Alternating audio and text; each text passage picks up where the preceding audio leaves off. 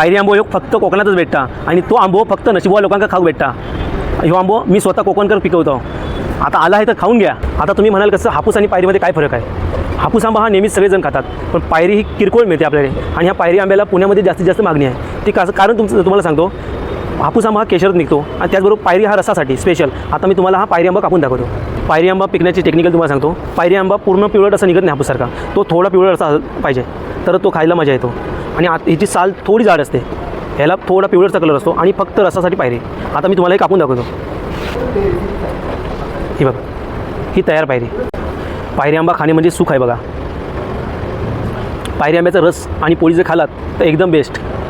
पायरी आंबा खाताना त्याचा सुगंध म्हणजे हापूसपेक्षा सुगंध ह्याला जास्त आहे। जरी आपण कच्चा जरी असा घेतला तरी त्याला वास हापूसपेक्षा जास्त पायरीला येतो, त्यामुळे पुण्यामध्ये पायरीला डिमांड जास्त आहे। आता आपण ज्यावेळी रस बनवतो आंब्याचा रस, तेव्हा हापूसचे 2 आंबे आणि पायरीचा 1 आंबा जर घेतलात तर रसला एकदम भारी टेस्ट येते।